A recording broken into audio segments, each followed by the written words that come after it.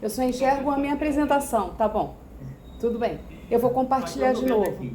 Tá legal. Ana Carolina, tá João Paulo, claro, Miriam, Ana Carolina, Beta, Guilherme Franco também está presente, Lauziene, Rafael e o Will. Tá lá, Rafael em Pernambuco, Will na Bahia, Lauziene em Niterói, Guilherme, acredito, no Rio, Beta no Rio, Ana Carolina no Rio, João Paulo, Miriam e eu no Rio.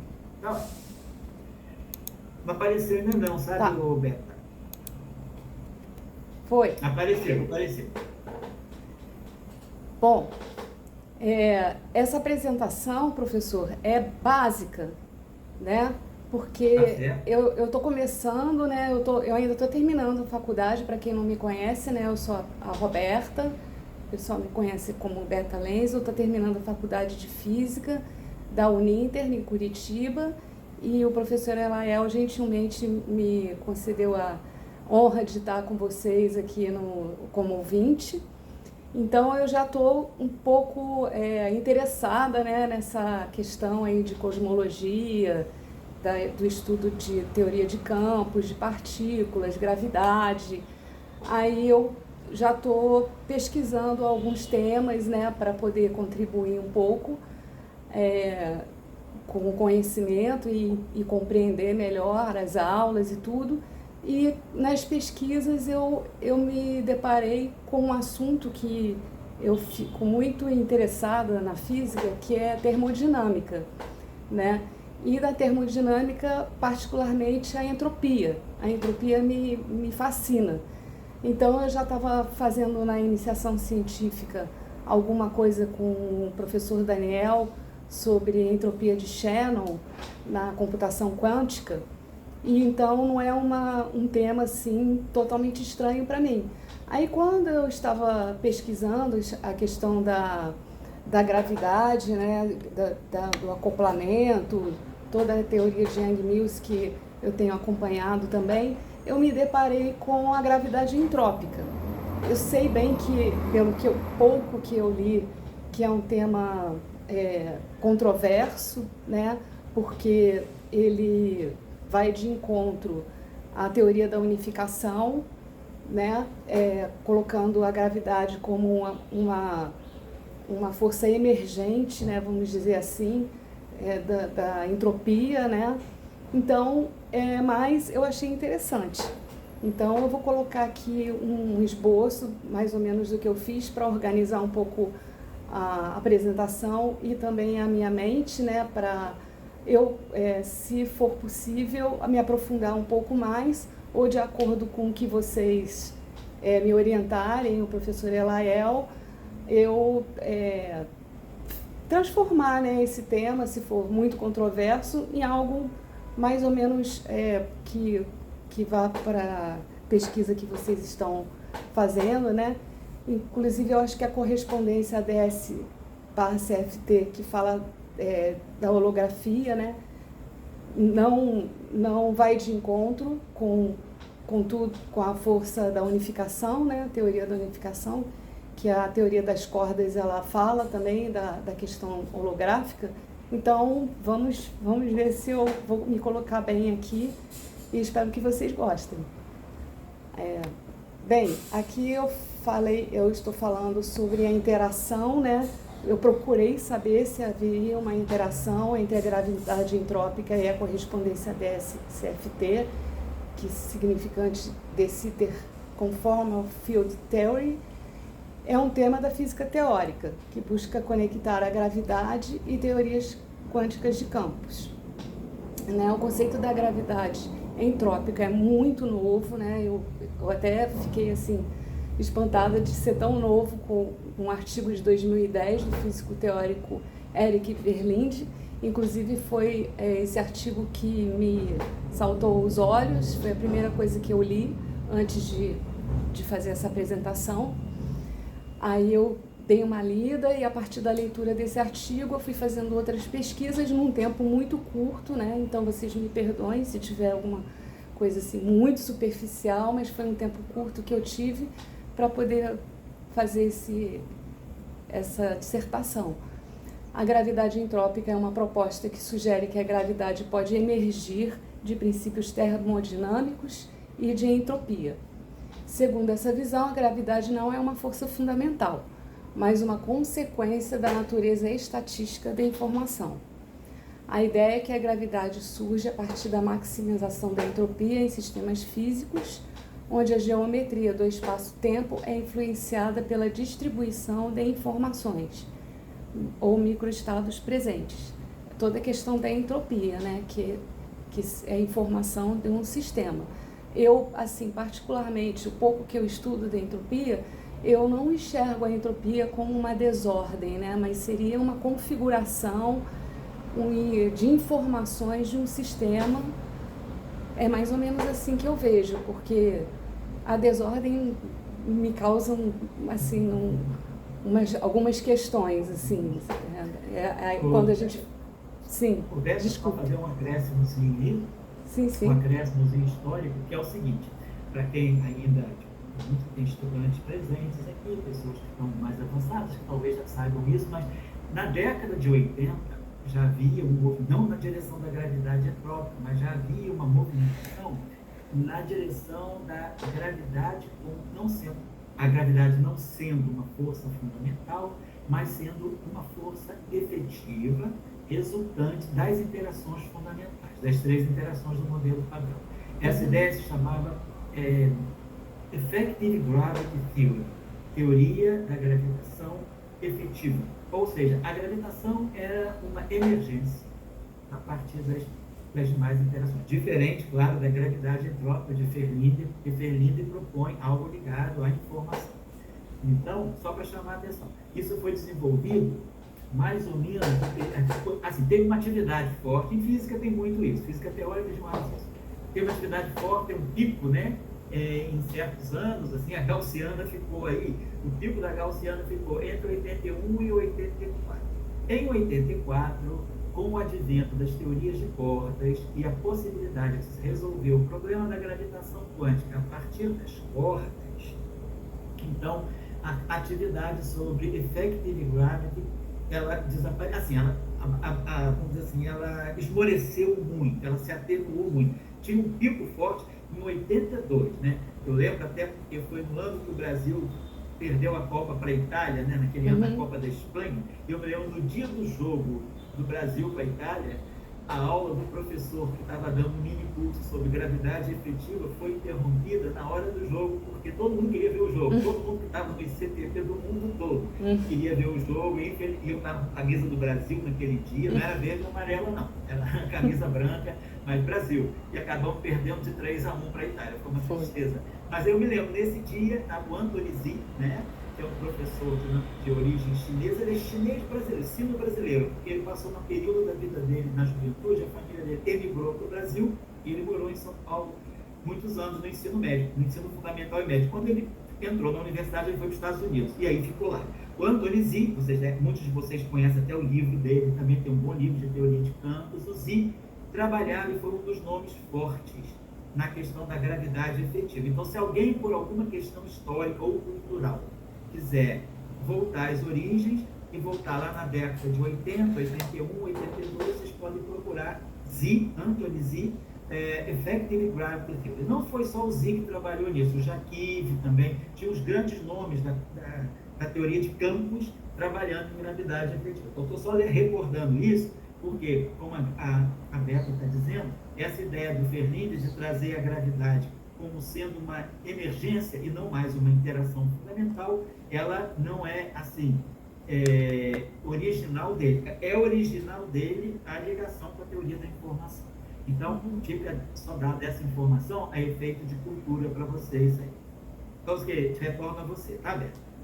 Tá, muito obrigada, professor, pela informação. Depois eu vou pesquisar o Anthony. Effective Gravity. Bem, eu coloquei aqui, gente, sobre a correspondência ADS-CFT, mas obviamente, né, vocês sabem, então não vou nem ler, mas realmente eu fiz algo assim, um pouco por tópicos, organizado, para eu mesma poder depois, com o tempo, me aprofundar, né, e saber mais os conceitos que são bastante novos para mim. Então, também é relativamente nova, né? Eu acho, né? Pelo que eu pesquisei. E essa relação 97, sugere... 97. É isso, 97. Proposta por Juan Maldacena. Então, Beto, deixa eu também acrescentar Sim. uma coisa aí. O Maldacena, Juan Maldacena, é um colega, né, argentino, né, ele é da Argentina, mas foi para os Estados Unidos fazer um doutorado. E ficou, então, se tornou uma pessoa muito conhecida, e ele que lançou essa conjectura da correspondência ADS-CFP, em 1997. Só que, se nós formos olhar as origens, em 1963, o professor Dirac publicou um artigo chamado Representações Especiais, né, do grupo de antidecídio, né? Então, é de 63, é um Journal of Mathematical Physics do professor Dirac. Ele estuda as representações do grupo de anti-de Sitter.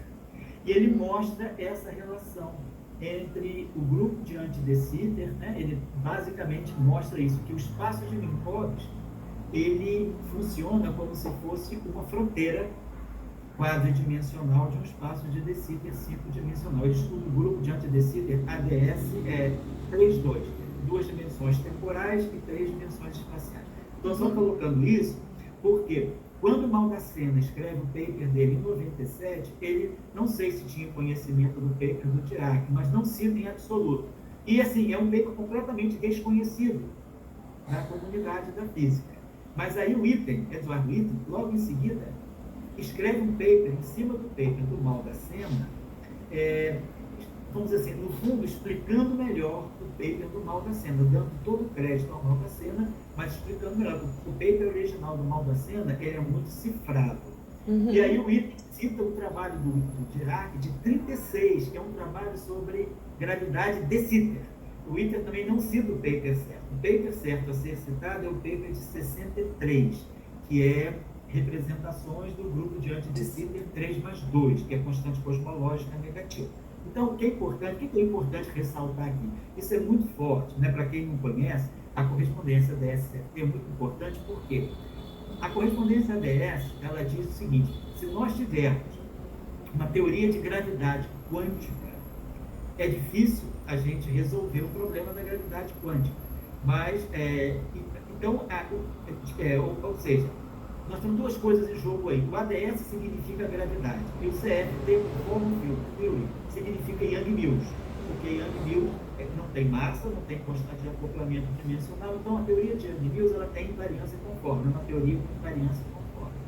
Então, o que ele estabelece é que essa correspondência ADS-CFT, na verdade, é uma correspondência entre a gravidade e teorias de Yang-Mills.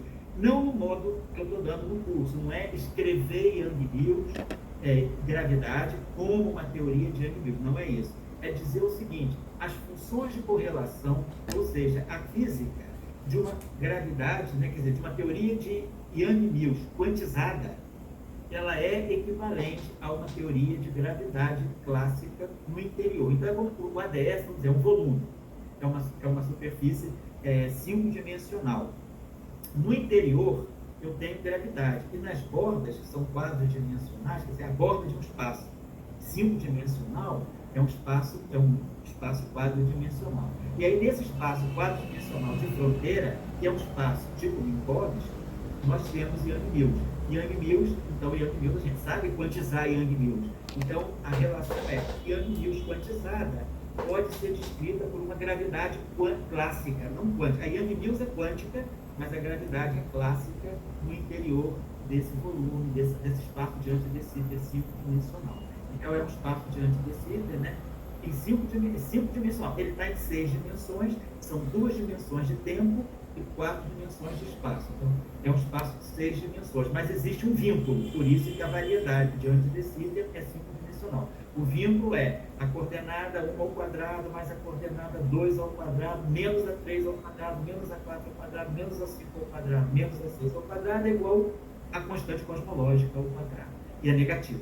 A constante cosmológica é negativa, por isso que eu garanto desse. Então, eu só queria chamar a atenção disso, porque é um resultado muito profundo, porque ele mostra uma correspondência entre Yang-Mills quântico e gravidade clássica. Então, se a gente quer compreender Yang-Mills quântico, aspectos não perturbativos de Yang-Mills, como é o caso, por exemplo, de QCD na rede, então, vamos dizer assim, o setor não perturbativo de uma teoria de Yang-Mills quântico pode ser descrito por uma teoria de gravidade clássica em 5 dimensões, e Yang-Mills quântico em 4 dimensões. Então, é um resultado muito importante.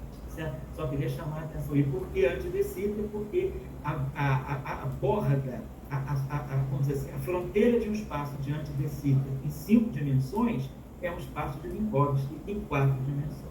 Então, isso aí está ligado ao grupo conforme, que é o grupo conforme de 4 dimensões, é o SO24, e esse grupo de conforme em 4 dimensões, ele é o grupo de isometria do espaço de antidecita SO24. Então, só queria chamar a atenção que isso é algo altamente não trivial, esse resultado do Maldassem. Então, vale a pena depois estudar isso, quem quiser entender melhor aspectos não perturbativos das teorias. Retorno a você, Beth. Obrigada, professor. Eu achei muito difícil, muito interessante, e obviamente que são anos e anos, e quiçá até o fim de estudos, né? Não é uma coisa trivial. A sugestão que eu dou é, primeiro ler o paper do Dirac, de 63, e depois ler o paper do Maldassem, de 97, e em seguida o paper do Witten, de 98, porque o paper do Witten, ele mais ou menos, ele baixa a bola o paper do Maldassem. O paper do Maldassem é assim, é um paper fantástico, assim, mas é uma grande viagem. O cara faz umas sacações que não são nada triviais. Tá. Obrigada pela sugestão. Bom, gente, continuando, né? Eu coloquei aqui um desenho. Eu gosto muito de gráficos, diagramas e desenhos, porque a minha mente, ela associa, né, as palavras com desenhos, assim, então eu acho bacana ter essa questão da entropia, da probabilidade vindo de Boltzmann, né, a entropia aqui representada pela letra S, e o W, o número de maneiras que o sistema pode ser rearranjado no nível microscópico, sem mudar o estado macroscópico. Achei muito interessante essa figura, por isso que eu coloquei aqui. Eu continuando, então, tem muita informação, tá? Mas também, mais uma vez, é um pouco para mim, né? Depois eu posso até melhorar, né? Mostrando mais graficamente, para não ficar tão cansativo, né? Mas eu quis fazer um pouco de interação desses conceitos, né? Porque quando eu comecei a estudar, eu fiquei em dúvida se eu poderia juntar, né, a gravidade entrópica com a correspondência DSC-CFT. E pesquisando um pouco, eu vi que poderia ser feito sim essa interação. Se o professor Elael achar que não, né, de alguma forma esteja com alguma não conformidade, pode falar, né? Mas eu coloquei aqui, né, que tem a entropia e geometria, a correspondência a DSC-CFT implica que a entropia de um sistema em uma teoria de campo pode ser relacionada à área de um horizonte de eventos em uma descrição gravitacional. Está em linha com a ideia de gravidade entrópica, onde a geometria do espaço-tempo, neste caso a geometria do espaço ADS, é determinada por considerações de entropia. Na física teórica, a correspondência anti-de Sitter / teoria de campo conforme, frequentemente abreviada como ADS-CFT, é uma relação conjecturada entre dois tipos de teorias físicas. De um lado estão os espaços anti-de Sitter, que são usados em teorias de gravidade quântica, formuladas em termos de teoria das cordas, ou teoria M. Gente, teoria das cordas eu tenho um pouco de conhecimento, mas a teoria M ainda não estudei. Então tá aqui também para eu poder estudar um pouco mais, né? Ter um pouco mais de conhecimento. Roberta, a teoria M ainda não existe. Ah, tá. A teoria M ainda é uma conjectura, não tá certo, não tem problema. A teoria M seria uma teoria completa em 11 dimensões, que a teoria de cordas, ela engloba a supergravidade em 10 dimensões. Então, só para falar com vocês, não existe um lagrangiano, uma ação que descreva a teoria M. teoria M é também uma conjectura. É como se fosse assim, a busca de um tesouro perdido. É um santo graal. Não, a gente está sempre em busca desse cálice de Jesus, né? Que é a teoria M, mas ainda existem conjecturas. Por quê? Porque existem já, assim, várias teorias de cordas em 10 dimensões. Então, quando começou a proliferar o número de teorias, é porque deve ter uma teoria mãe, uma teoria maior. Então, o que se espera é que, a partir de uma teoria M definida, né, e vamos dizer assim, e consistente em 11 dimensões, a gente possa obter as diferentes teorias de cordas. Teorias de cordas tipo 1A, 2A, 1B, teorias de cordas heteróticas, então, cordas de 20 Schwartz. Então, como há uma certa variedade já, pluralidade de teorias de cordas, se imagina que elas devam derivar de uma teoria mais completa em 11 dimensões, que é a teoria M. Mas nós não temos ainda, assim, o que é a teoria M, só para dizer. Então, se você não sabe, é porque você está sabendo. Você está sabendo porque ela não existe. Então, se você, por exemplo, sabe alguma coisa, seria terrível. Fica tranquilo que nós não sabemos. Ainda bem que eu não falei besteira. Temos várias conjecturas, assim, mas assim, não há uma teoria formulada chamada teoria. É um projeto. Então tá bom. Obrigada.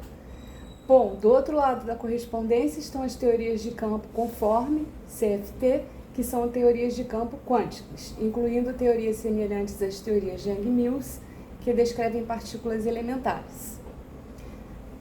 Flutuações quânticas e entropia em sistemas descritos pela correspondência DS-CFT.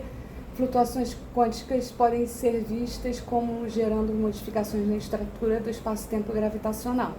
A gravidade entrópica pode ser vista como uma forma de entender essas flutuações, como contribuindo para a dinâmica da gravidade, onde a entropia das flutuações quânticas influencia a curvatura do espaço-tempo.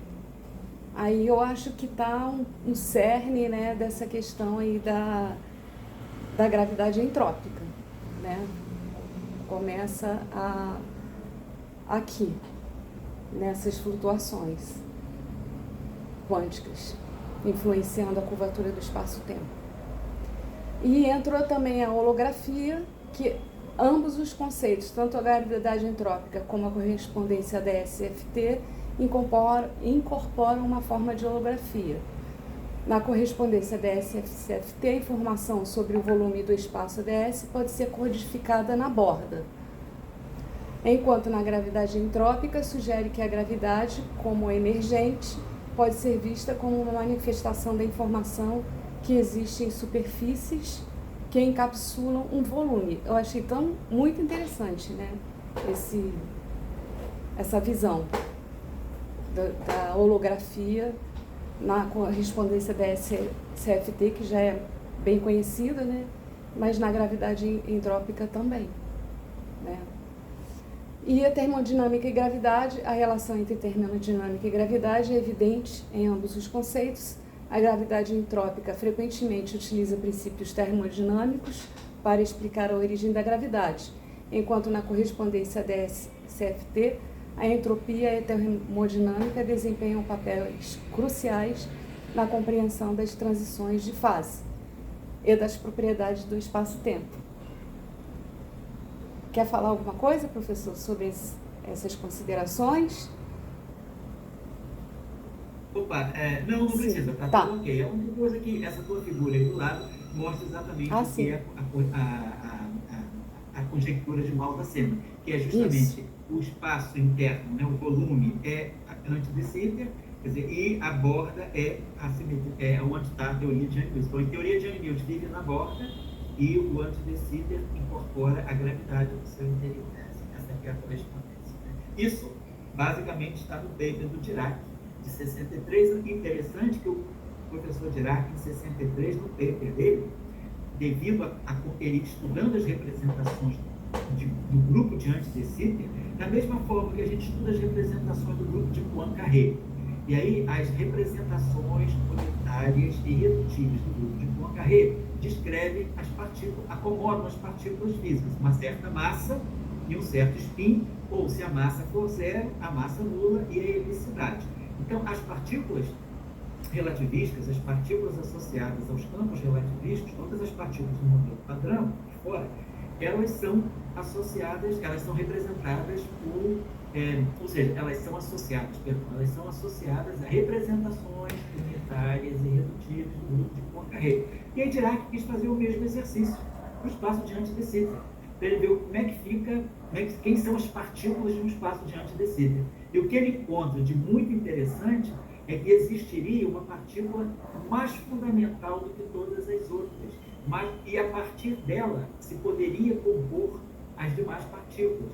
Isso em 63. Então ele chama essa partícula de singleton, que seria a partícula única, seria a partícula mais fundamental. Seria, dentro dessa visão platônica do Dirac, seria o átomo verdadeiro grego, né? Seria a busca mais radical de um átomo, que seria o singleton.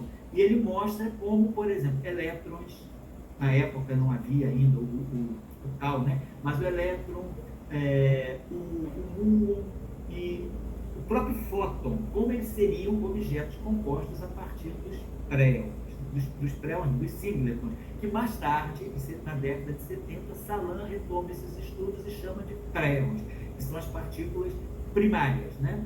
Então, só para mostrar que o espaço de De Sitter ele é rico o suficiente para mostrar que existem partículas mais fundamentais do que os quarks elétricos do modelo padrão. Quer dizer, teoricamente, né? Ninguém encontrou um pré ou um singleton ainda.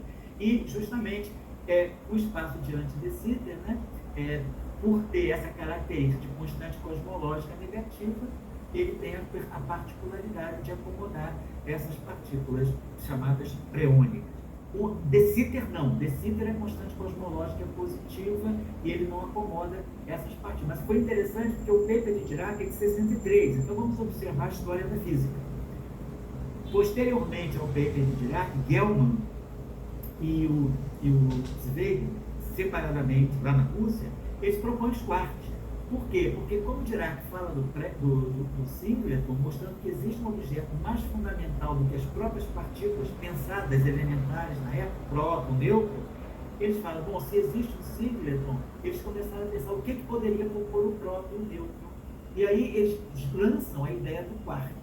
Mas assim, havia uma inspiração a partir desse paper do Dirac, que é muito pouco divulgado na comunidade física, que é as representações especiais do grupo de De Sitter. É o Journal of Mathematical Physics de 63. Então, só para chamar a atenção, né, que as coisas estão muito mais relacionadas do que podem parecer a gente simplesmente lendo os papers, né? Existem relações de bastidor que mostram por que a física caminhou numa direção. Se não tivesse tido esse paper do Dirac, que foi rejeitado pelas revistas de física, e foi aceito na revista de Física e Matemática, no Journal of Mathematical Physics, não sei quando apareceria o modelo de quarks de Gell-Mann. Quer dizer, o Dirac inspirou essa ideia de que há objetos mais fundamentais do que as partículas que eram consideradas elementares na época. Até 63 o próton era considerado elementar, o nêutron, o mesonpi também. Mas aí, com a ideia do quark, ainda que o quark fosse hipotético, só aparece no final da década de 60, em 69 e 70, eles propuseram a ideia de que há objetos mais fundamentais. Então, esse trabalho do Dirac, né, que é muito matemático, vamos dizer assim, pura teoria de grupos, né, ele basicamente inspira a ideia dos quarks. Né? Tá bom? Só queria chamar a atenção disso. Bom, tá ótimo. Obrigada. Vou passar. Então, aqui é uma informação bem básica também, né, que a gravidade é muito fraca em pequenas escalas, consideravelmente difícil de combinar com a mecânica quântica do que com outras forças fundamentais. A gravidade entrópica é uma outra maneira de abordar o assunto na busca pela unificação da gravidade, com as forças fundamentais da natureza em nível microscópico. Na gravidade entrópica existe a suposição de que a informação associada a uma determinada parte do espaço obedece ao princípio holográfico, o qual afirma que a informação contida em um volume de espaço pode ser representada por uma teoria que reside na fronteira daquela região. Aí eu coloquei essa figura também, né, representando o limite, né, dimensional aqui o espaço-tempo, assim, ADS assintótico. Eu achei essa figura aqui muito interessante, professor Elael. Você pode falar um pouquinho sobre ela, se for? Sim, com certeza. Uhum. Tá certo? Então, o que a gente está vendo aí, né, é justamente a região, quer dizer, a assíntota do espaço de antidecíter. O espaço de antidecíter, assintoticamente, ele tende a um espaço de Minkowski. Então, a gravidade que está no interior do espaço de antidecíter, quando você faz essa correspondência, essa assintosidade com a superfície, está aqui na linha na linha inferior da figura, tem 3 + 1 dimensional boundary.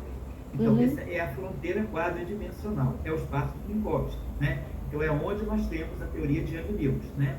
E no interior, nós temos o espaço de antidecíter, ADS5.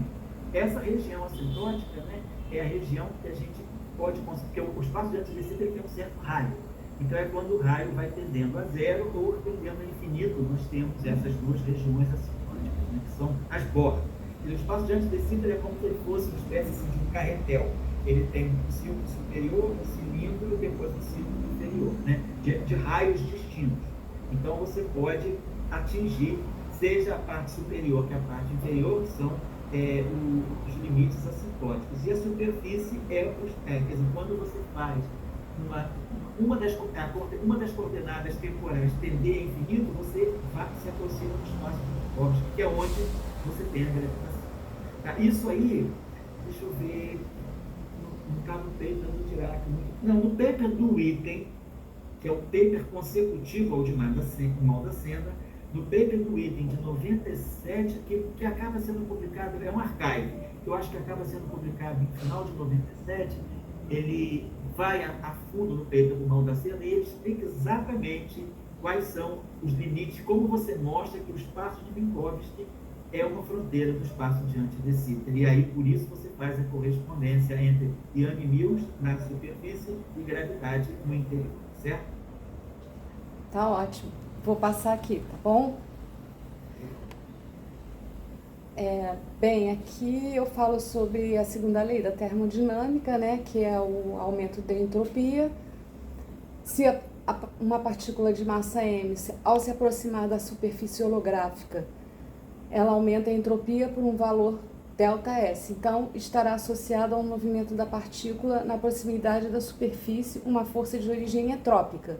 A força entrópica é definida por F igual a temperatura, ΔS sobre ΔX. Gente, isso aqui eu fiz é um resuminho, porque é mais ou menos por aí que matematicamente o paper que eu estava lendo, o artigo começou a se transformar em fórmulas, né, para explicar exatamente a força entrópica fazendo a gravidade emergente, né, tentando explicar.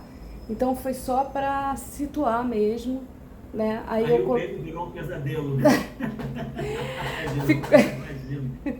Aí tem que ter muito mais tempo, né? E do lado é boa, mostra justamente, né? Você tem Super Young-Mills, N igual a 4, né? Que é a teoria conforme por excelência.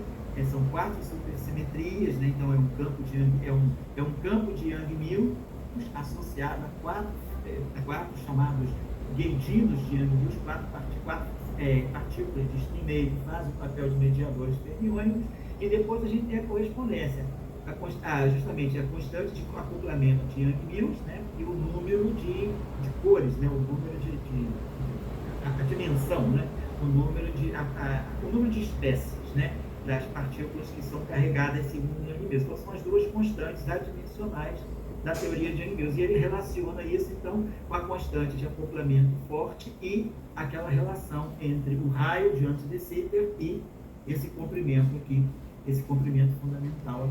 Então, eu vi essa... desculpa. É isso aí que é a correspondência, o cerne da correspondência de ADS7. Eu peguei essa figurinha exatamente porque me lembrou muito das aulas que a gente está tendo de Young-Mills, né? Porque a gente fala muito sobre essa fórmula que está aqui, né, professor? Inclusive com o professor que está dando aula para a gente agora, ele também está se aprofundando muito nessa correspondência. Olha só, então, por exemplo, aqui se fala assim, teoria de cordas tipo 2B sobre... Então, isso aqui é uma compactificação. Esse ADS 5 vezes S5, a gente tem um espaço 10-dimensional. 5 dimensões espaço-temporais são um anti-de Sitter de 5 dimensões. E as 5 outras dimensões são dimensões puramente espaciais, que são uma 5 esfera, uma esfera 5-dimensional. O que é a esfera 5-dimensional? A esfera 5-dimensional é um espaço quociente entre SO6 e SO5. SO6 tem 15 geradores e SO5 tem 10 geradores, né? Então, 15 geradores de SO6 menos os 10 geradores de SO4, de SO5, e dão as 5 dimensões. Essa aqui é uma S5, uma esfera 5-dimensional, SO6 sobre SO5. Então, essas 10 dimensões, elas são as dimensões lá da teoria de cordas.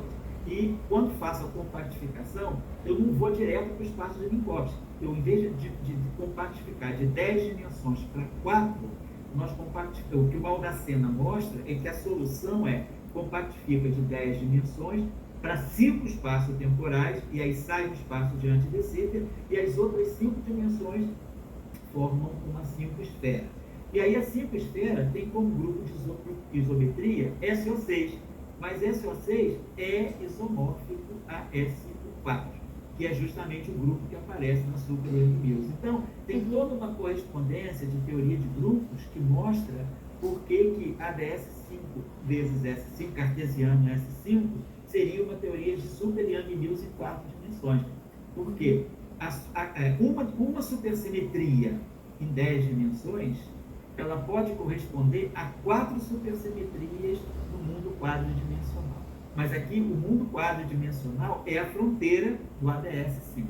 Então, aparecem 4 supersimetrias, porque eu tenho uma supersimetria em 10 dimensões, ganho 4 dimensões, em 4 dimensões, 4 supersimetrias.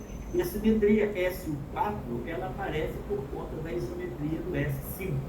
Então, é só que eu acho interessante a gente observar como a teoria de grupos, ela controla toda essa correspondência, que depois é uma correspondência que vale no nível quântico, né? Então, é importante ter em mente essa discussão. Tá bom? Só estou perguntando a você, né? Muito obrigada, professor. Eu vou me aprofundar bastante na teoria de grupos. Eu já percebi que tem que estudar mais esse. Não, é fundamental. A teoria de grupo é um curso constitutivo de qualquer pessoa que faz teoria de campos, física, de interações fundamentais. Estou no caminho, então. Bom, já estamos acabando, né? Aqui eu coloquei uma figura, né? Uma representação gráfica, né? Um desenho da correspondência ADS-CFT retirado do logotipo do programa S sobre holografia ADS Plasma Quark Gluon, em Viena, em 2010. A dinâmica da teoria de campo fortemente acoplada, vivendo na fronteira do espaço-tempo, é espelhado pelo sistema dual gravitacional fracamente acoplado no volume do espaço-tempo. A representação enfatiza o caráter holográfico da dualidade, onde a descrição gravitacional 3D é capturada por uma teoria dual que vive numa folha 2D como um holograma. Então, aqui é a representação, né, dessa figura 2D e o holograma, né, aqui na figura do espaço-tempo, em 3 dimensões. Eu achei também interessantíssima essa representação. Se o professor quiser, é a honra de fazer o desfecho da minha apresentação, falando sobre essa representação gráfica, por favor.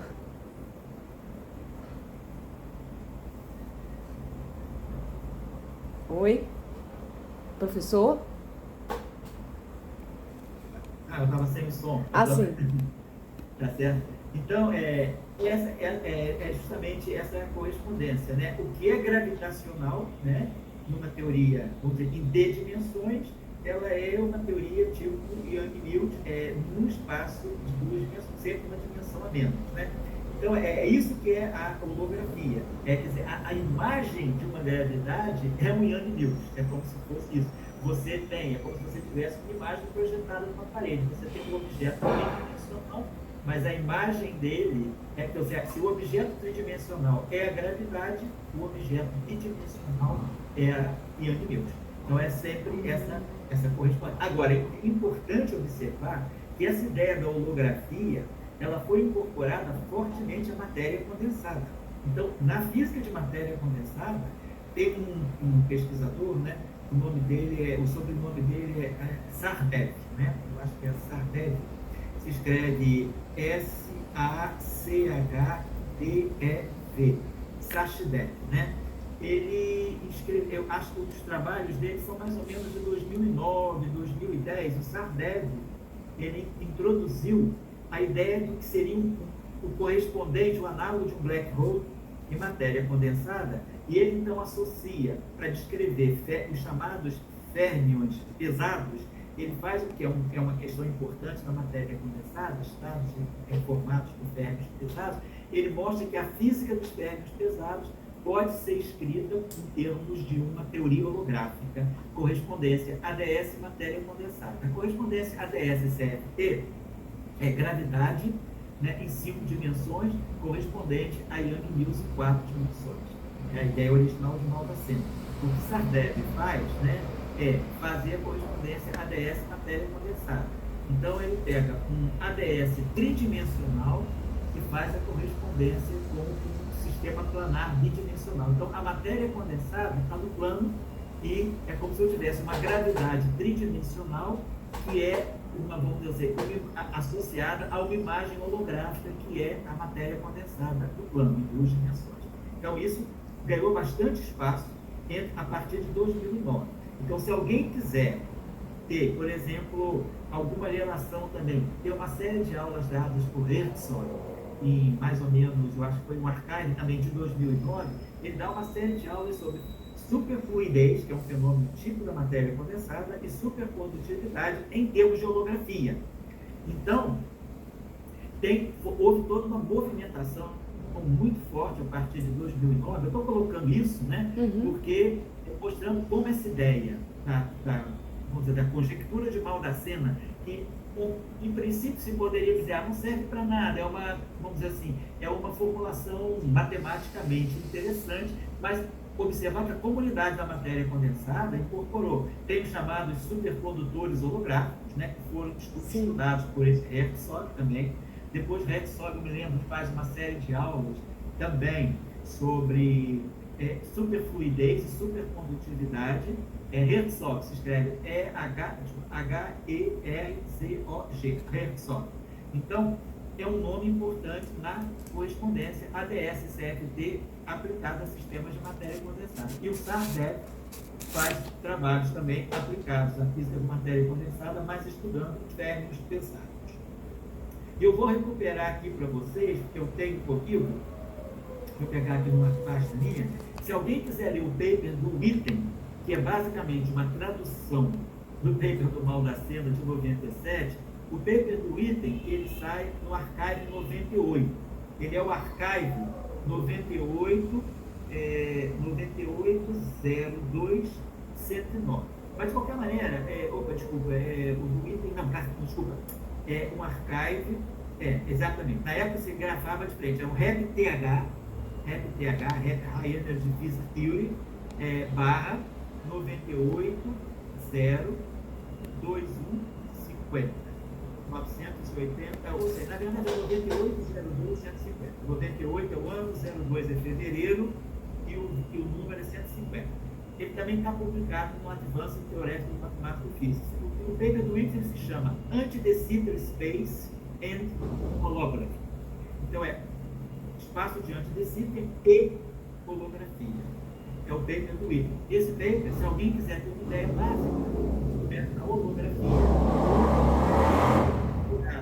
no paper do Maldacena, eu sugeriria, ao invés de ler o original de Maldacena primeiro, ler o paper do Witten primeiro, porque depois, indo ao paper do Maldacena, vai ficar mais. O paper do Maldacena é o primeiro, mas ele é muito cifrado. o paper do item traduz melhor o paper do Baldaceno. Então, começa pelo item e vai para o Baldaceno. O item, então, é esse REP PH que eu falei com vocês, e o Baldaceno também é um REP PH de 97. 9711, que é de novembro de 97. 97, 11, paper 200. 97, 11, 200. E o do item é 9802, que é fevereiro, 150. Então, são os papers que, vamos dizer assim, mostram o que a Berta está nos mostrando aí sobre essa correspondência ADS-CFT, que é a base, né, desse estudo da gravidade antrópica. A gravidade antrópica está baseada nisso. Então, e tem também, aqui nossos colegas da Universidade Federal do Rio de Janeiro, Nelson Braga e Henrique Boschi, né, e alguns colaboradores, né, ex-estudantes, eles trabalham, tem também o nosso colega peruano lá, que também trabalha no grupo deles, que foi estudante de doutorado deles dois. Cara, esqueci.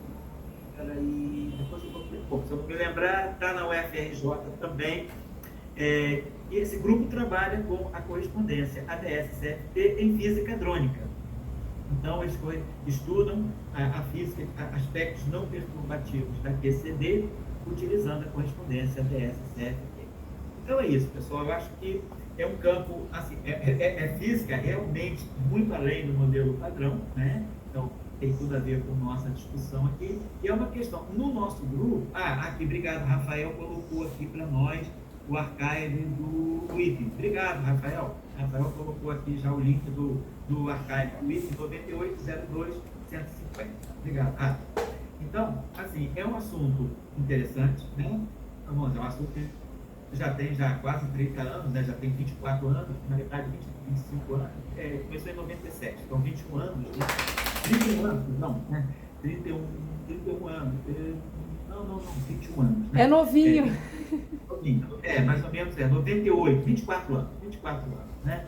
Então, é um assunto novo, ainda muito aberto em vários canais, sobretudo na questão da gravitação quântica, e esse trabalho do Verlinder, né, que são na faixa de também 2010, assim, entram na época que realmente o artigo do Baldaceno se popularizou muito a partir de 2009, quando ele foi trazido também para a matéria condensada, né?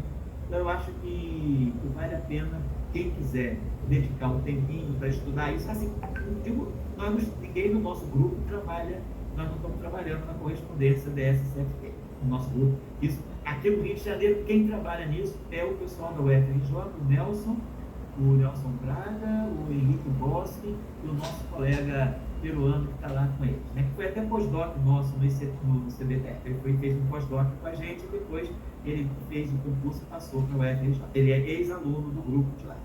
Então, eu queria chamar a atenção de vocês para esse tópico como sendo um tópico cultural, né? Assim, quem quiser aprender, assim, em termos culturais, vale a pena, porque ainda se fala muito nisso, né? É um assunto que está sempre em aberto, então faz parte da formação também aprender um pouco isso, sobretudo pelas aplicações da matéria.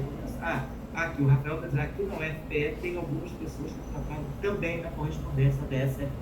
É o Bruno Carneiro, Rafael? Pode abrir teu som, Rafael, para a gente ver. É o Bruno?